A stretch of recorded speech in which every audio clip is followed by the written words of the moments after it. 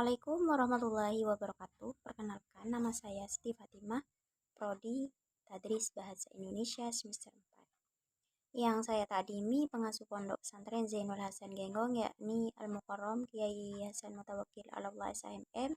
Yang saya hormati Bapak Doktor Universitas Islam Zainul Hasan Genggong, yakni Bapak Doktor Abdul Aziz Wahab MAG. Yang saya hormati Ibu Dekan Fakultas Tadris Umum, yakni Ibu Wahyu Lestari MPD. Yang saya hormati Ibu Kaprodi Tadris Bahasa Indonesia, yakni Ibu Maufiratul Hamdiah. Dan tak lupa yang saya hormati dosen pengampu filsafat pendidikan Islam, yakni Ibu Yeniatul Ulfah MPD. Oke, di sini saya akan menjelaskan sedikit tentang pemikiran filsafat Islam menurut Ibnu Miskawah. Jadi ada 4 pembahasan di dalam filsafat Ibnu Miskawah di situ. Yang pertama ada karya Ibnu Miskawah. Jadi karyanya ini ada 8 kitab. Yang pertama di sini ada kitab Al-Faus Al-Ashar, yakni kitab yang berisi tentang ketuhanan jiwa dan kenabian, atau dalam kata lain menafsirkan. Yang kedua, di sini ada kitab Al-Faus Al-Akbar, di mana kitab ini berisi tentang etika. Dan yang ketiga, di sini ada kitab Tabarat Al-Nash dan kitab Tashhib Al-Akhlaq wal Rothir Al-Aqrad. Jadi, kedua kitab ini berisi tentang suatu etika. Yang keempat ada kitab Tartib Asy'adah. Yang kelima kitab Tajarib Al-Umam. Yang keenam ada kitab Al-Jami tentang ketabiban. Yang ketujuh ada kitab Al-Adawiyah, di mana kitab Al-Adawiyah ini menjelaskan tentang obat-obatan. Yang terakhir atau yang kedelapan ada kitab Al-Ashribah, yaitu kitab yang menjelaskan tentang minuman pada masanya Miskawah pada tahun 1991. Yang kedua, di sini ada biografi Ibnu Miskawah. Jadi Ibnu Miskawah itu mempunyai nama lengkap, yakni Ibnu Miskawah atau Abu Ali Al-Hazain. Memiliki nama lengkapnya Abu Ali Al-Hazain Ahmad Ibnu Muhammad Ibnu Yakub Ibnu Miskawah.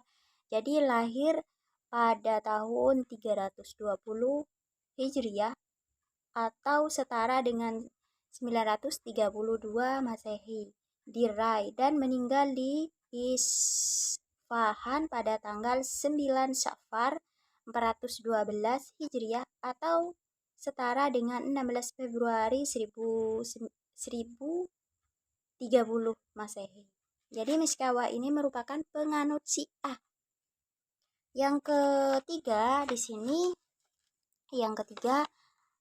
pemikiran Ibnu Miskawah. Jadi pemikiran Ibnu Miskawah dalam pendidikan Islam, yakni pada lembaga-lembaga pendidikan Islam yang tidak cukup tampil hanya mengandalkan eksistensinya saja, eksistensi fisik,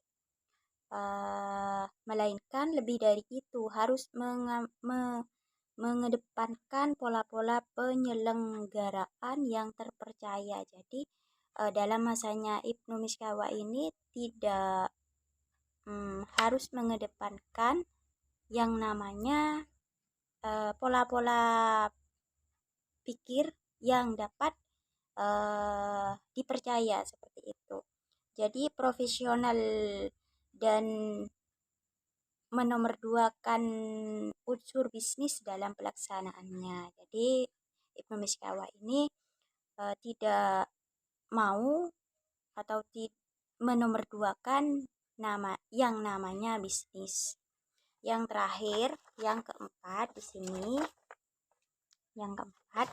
sini ada metode pendidikan yang ditemukan oleh Ibnu Miskawah. Jadi ada 4 metode. Yang pertama metode alami atau tabiat. Jadi manusia itu mempunyai metode alami yang dilakukan sesuai dengan proses alam. Cara ini berangkat dari pengalaman, potensi manusia, dan potensi yang muncul terlebih dahulu. Yang kedua, ada metode bimbingan. Yang ketiga, ada metode ancaman, herdikan, dan hukuman. Yang terakhir di sini ada metode pujian.